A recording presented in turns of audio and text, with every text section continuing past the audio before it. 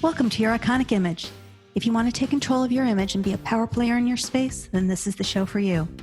Here we will arm you with tools and information to help you grow your brand on purpose. I'm your host, Marlana Semenza, photographer and visual strategist. Now let's dive into today's episode.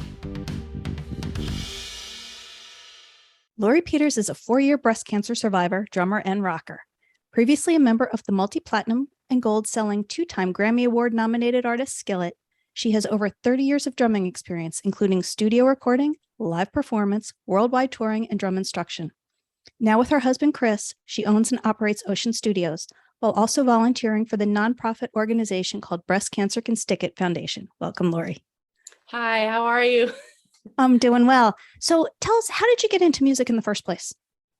Oh gosh. Well, my first drum kit was probably age 4 or 5. So I feel like right out of the gate, I was already into music. And then I really didn't get into like school band and stuff probably until junior high. And so I begged my parents, they tried me on, piano, guitar, everything else. I just really wanted to play drums. So I just had to beg them for a drum set, and finally got into school band probably like 9th grade, which is a little bit later. Just bought my own drum set from a neighbor. I saved up my money, and I think that kind of showed my parents that I was really serious, and watched MTV nonstop. I think that was my biggest teacher, was just watching videos, like seriously. Headbangers Ball, all that stuff. So what was it about the drums though? I don't know. I think I just have this internal clock, internal just beat always going. I don't know. Even before MTV was a thing. I'm kind of dating myself, but I just was interested in it. So wherever I would see drums, no matter what kind, if it was rock music, anything, I was just always glued to it. So that's kind of how ever since I can remember, really. So how were you able to make the leap into doing it as a career? Oh man. Well, it took a lot of work, but I think my story might be a little bit different than maybe the typical stories that you hear. So I played a lot in church. I played a lot with a friend of mine that, like, we'd had local bands. We probably had 2 or 3 local bands, and a lot of worship team, playing on Sunday mornings. And then a friend of mine that I grew up with, Corey, she started to date this guy and he was from Memphis. And fast forward, he was in a band called Skillet, and they got signed really young. And I got to be in their wedding, which was kind of nice. But again, fast forward, they were already 2 albums into their career. And then Corey, they got married, and she joined them on the road and eventually joined the band. And then I was working one day and I came across their website, and it just happened to say that Trey McClurkin was leaving the band. And I think, shout out to Trey, because I think people forget about him. He was the original drummer of Skillet. It started with 3 guys. So, and Ken Stortz and John Cooper. So, I just couldn't believe that the door was even cracked that much.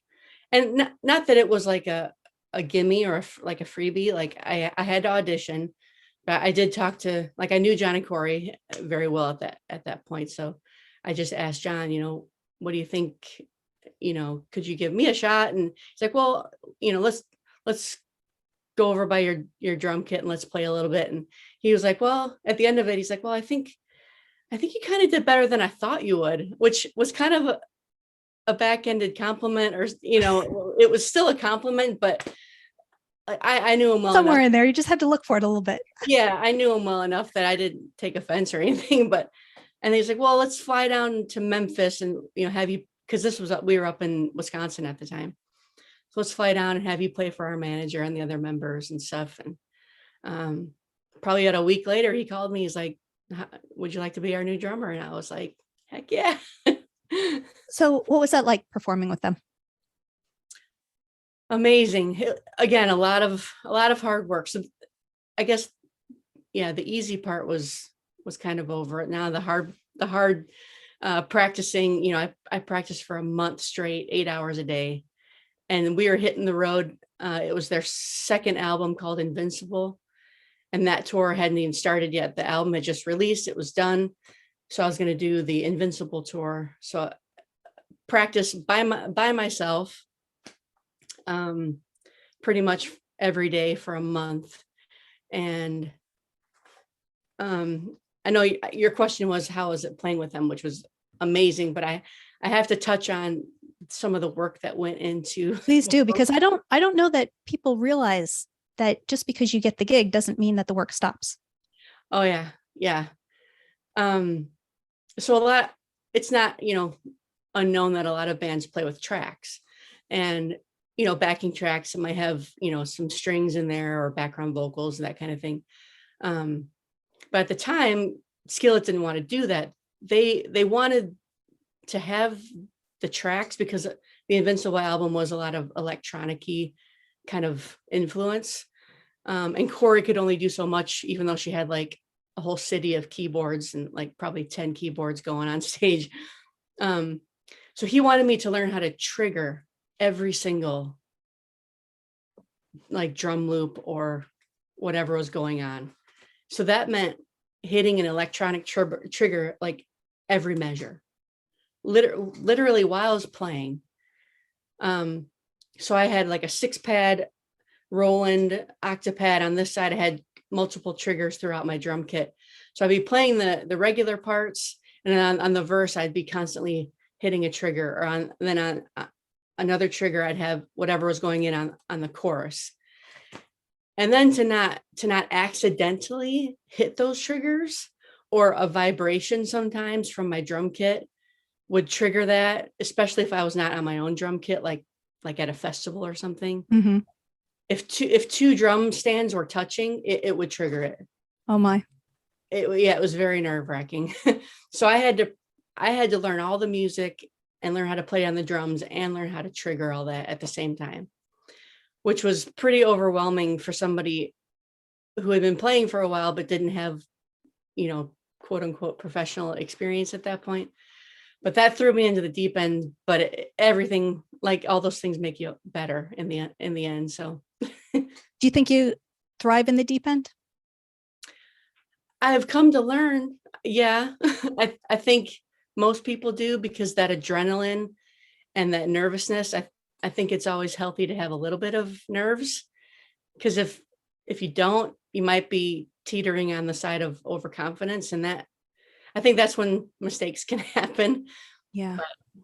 But you just plow through it, and if you do make a mistake, you just act like you didn't.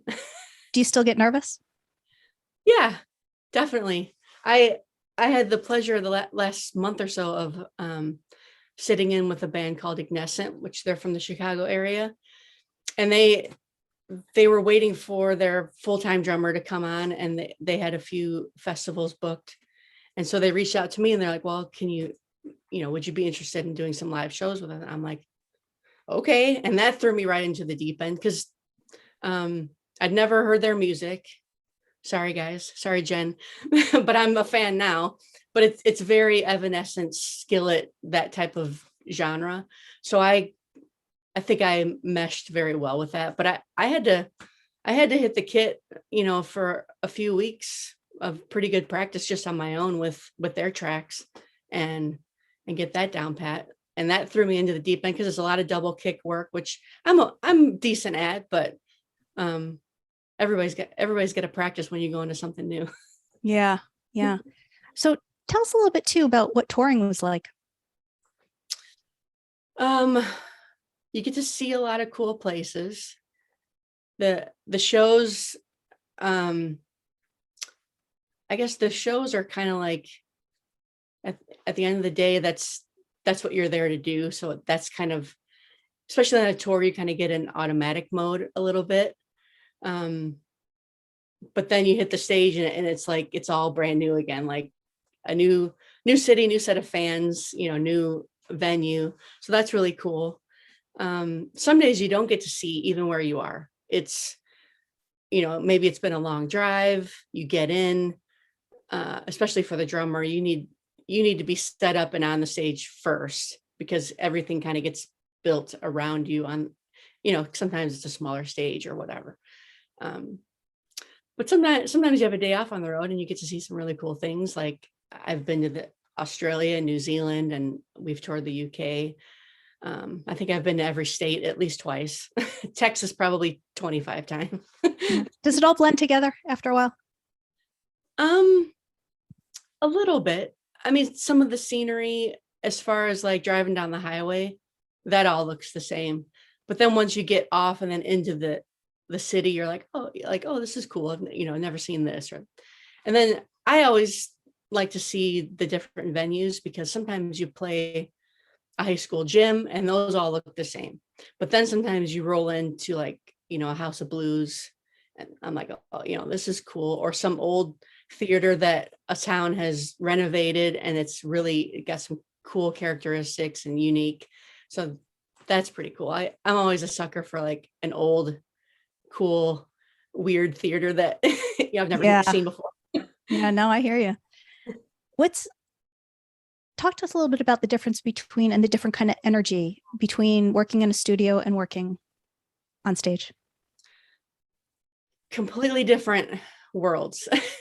You get that energy from the fans and the stage and the lights, and the sound is like, bumping, and that's like a whole thing in and of itself. And I love that. But then you kind of switch gears when you get into the studio, because you might have, you have more than one take or more than one chance, I guess, to create something. Whereas on stage, this is what we're doing. It's set, you're just in that moment. But the studio, it's a little bit more creative, and you're coming up with new parts, or you're, hashing things out. And then you get to go over to the control room and hear it right away. And like, oh, I heard that in my head and I played it, but now like you hear it coming at you, and it's like that's a whole nother experience. You're like, wow, I didn't think that would sound like that. Or yeah, it's really fun. What is it like to hear something that you have played on the radio? I remember, I think every musician probably remembers that first moment. It actually was not with Skillet, it was with one of our local bands. Corey started a band called Alchemy, which I think somebody's put the whole album up on YouTube if you want to look it up. But John actually they were dating during that time, so he actually played guitar in that, and he plays every instrument, but he played guitar in that. But we just this was before social media, any of that stuff. So we kind of just had to grassroots, play where we could in the area. And I can't even remember how we got on the radio, but somebody grabbed it and they put it on their show like late at night. I want to say it was 95 Will Rock, which is one of the predominant stations in the Chicago area. But that was so long ago. But I remember it was playing, and I turned it up. I didn't have any means to record it or take a picture, or like I didn't. You didn't think of it. That's one of the things I think sometimes is missing in the music industry today. I was just in that moment by myself with the radio on, and that moment is just in my head forever. It's not posted anywhere. There's not a picture of it anywhere. It's just that I experienced it by myself. And I think sometimes these days, if you went to a show and nobody had a phone or a camera, it'd be a different experience. Yeah. And, and I say this as a photographer, I think so much of that is missing, to just be present in a moment and enjoy the moment for the moment. And because if you lose a photo or if you lose your phone or any of those kinds of things, you know, you may lose that memory, so to speak. But if you sit there and you absorb it and let it in, it's with you forever. Yeah. And I mean, thank the Lord for photographers who, professional, who have captured those moments over the years. I mean, thank God for that. But I have heard stories like on, late night talk shows where like Jimmy Fallon has said, I went to such and such concert and they required that everybody leave their phone, like, and it was a whole other experience. Yeah. Um, Because yeah, I remember those days going to concerts before phones. Now I'm dating myself. yeah, me too. I remember it too, but well, there's pros and cons. Yeah. I read online that you talked about saying that when you hear something that you can add value to, you can just feel it. Talk to me about that a little bit. Uh, I remember writing that. I think it was mainly I was talking in the studio setting. Mm-hmm. Um, if someone wants me to play drums on their song, uh, and I think I can say this about Ignescent.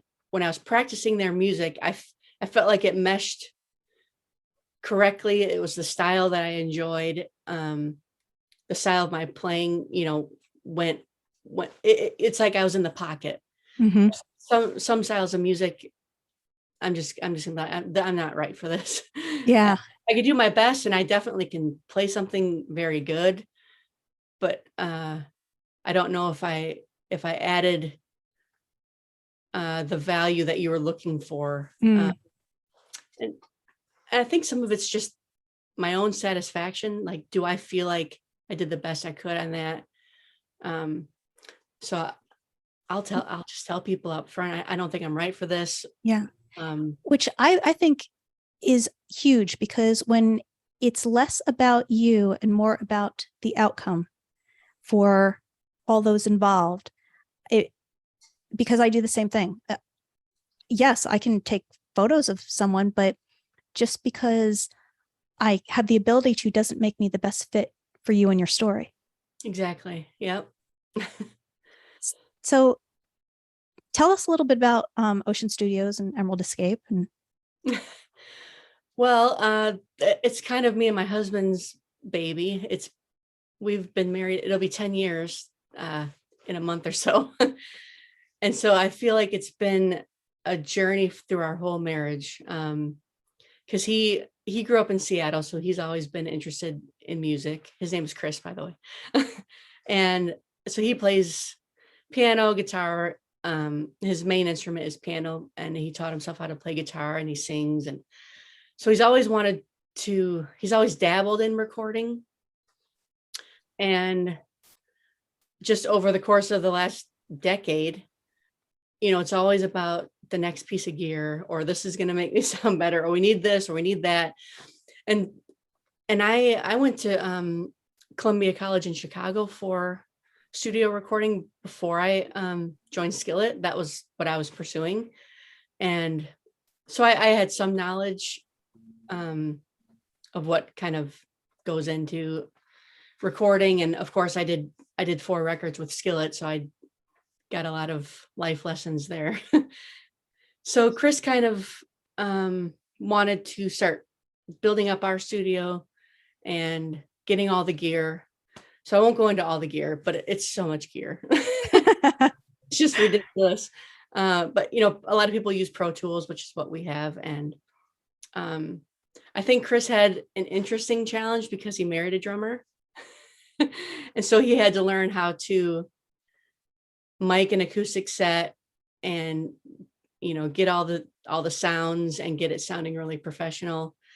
And that's, I think that's another skill set that I think every engineer needs to learn, but he had it like right in his face, like, we need to learn how to do this because this is what I do. And and then it just kind of evolved from there. I think we have a good setup for the drums. We have good sounds. It's professional, quality. And then Chris, unfortunately, he had a work-related accident and he hurt his knee. And so he had 3 surgeries on his knee, and he was basically in a recliner for the better part of a year. And Wow. he just soaked up as much as he could. Like, he took online classes for recording. He's joined like, groups that talk about this stuff. And he's just learned so much. And not to mention, he's hooked it all up. Like, I'm down here, like my drums are over here and the control room's over here. He's hooked it all up. He's troubleshooted. He's got everything at a professional quality. So I give him props. He's put in the time, even though he didn't go through a proper school. He's basically done nearly 3 years of audio engineering school. Good for him. Good for him. Talk to us, because it's a really important aspect of your story. Talk to us about your breast cancer journey, and how did that affect your career? Oh man.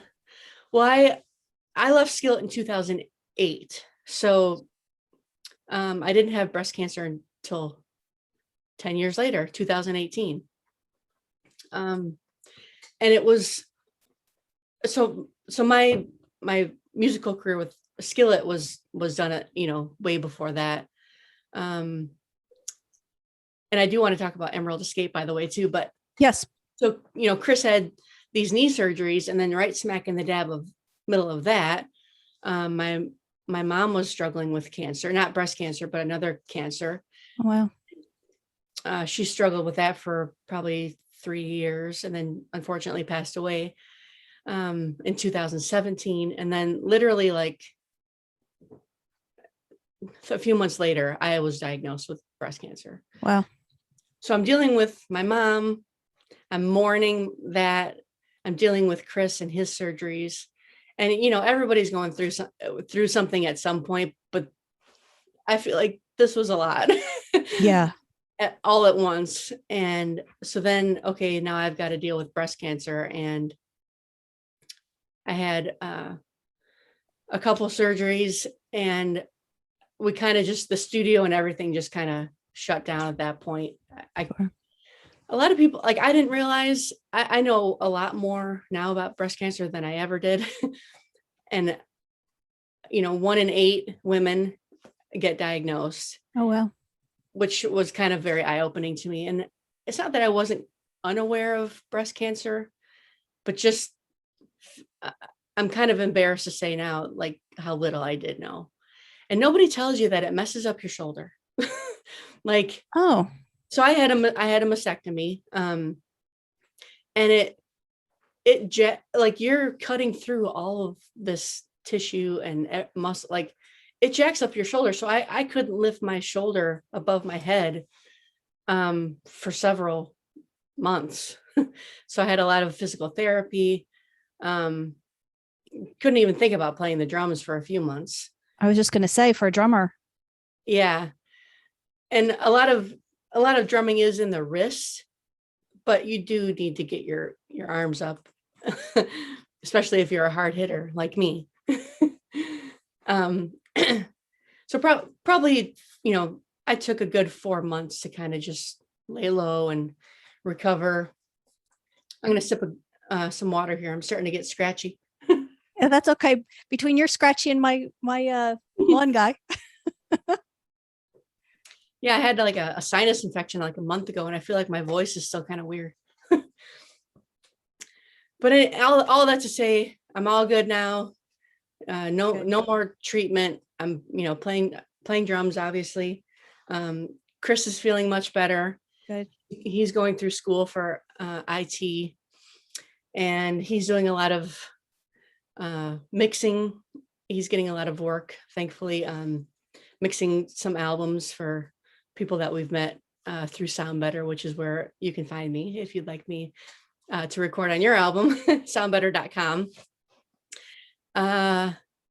Yeah, so I forget what the question was, but I think I hit it. Well, okay. Well, in there too, you met Michelle Graves. How'd that come about?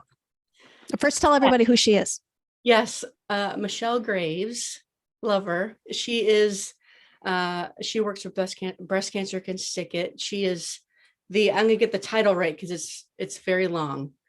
She's in charge of corporate sponsorship and artist relations, I believe.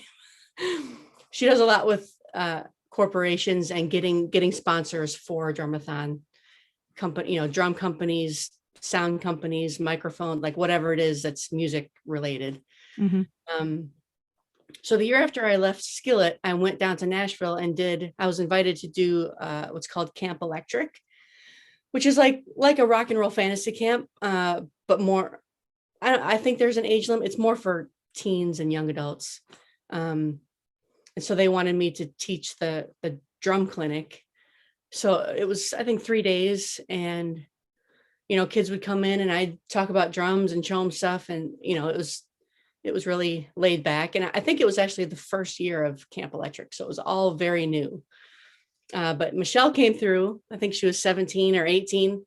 And we met there and we connected on social media, but it's not like we were talking to each other a lot. We just, you know how it is. You friend somebody and you see their feed and, that kind of stuff. And I literally was in the hospital after my surgery with breast cancer. And this was late September, early October. And we all know that October is Breast Cancer Awareness Month. And I was scrolling through because that's all I could do while laying there. And I saw a picture of her. It's an awesome picture. And it was like the pink and black drum set. It was like an over aerial view, like great picture, which was probably taken by Deborah Gloria, who does amazing photography for them, amongst many others. But and I just clicked on it and I'm like my first thought was like, oh, I didn't know she was in a band, because I thought it was like one of her band pictures. And then if I went down the rabbit hole of I'm looking at all the videos, and I'm like, I didn't even know she was associated with breast cancer can Skillet. And so then I'm reading April Samuel's story, because Michelle's grandmother, I believe, had breast cancer. April is the founder, and she had triple negative breast cancer, which is very rare. Wow. And obviously has survived. Mm-hmm. So I read that whole story. I'm like, okay, so are you telling me that this is a foundation for breast cancer and drums? How can I not be involved in this? Right. And I'm laying here like miserable. And so when I got to a place where I was healed up, and, I was just kind of miserable for a while, but I gave her a call and I'm like, so tell me more about, this breast cancer can Skillet. I didn't know you were involved with that. And we hadn't really talked on the phone ever.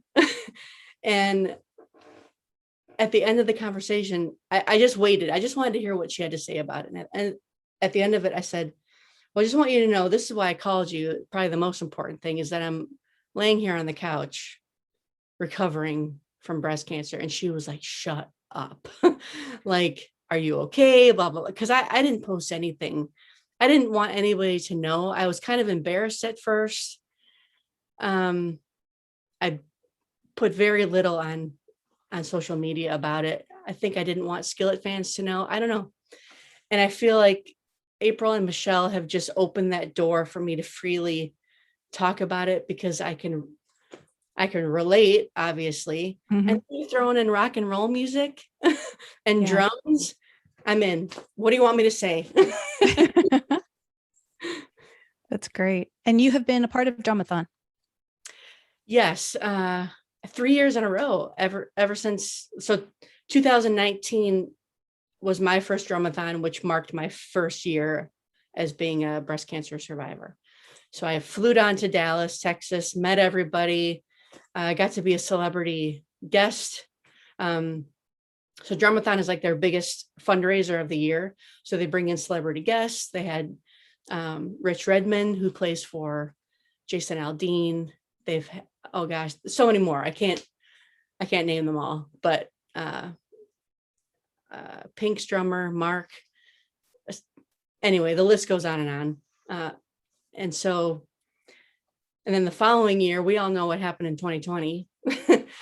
Nothing is what happened. Everything went, to nothing. So they did a virtual drumathon. So we all recorded videos, playing and sent it all in. And she did like Facebook Live, and we did it all virtual, which was amazing. And then I went again down last year and got to be a celebrity guest. So we'll see what happens this year. It's always in my mind.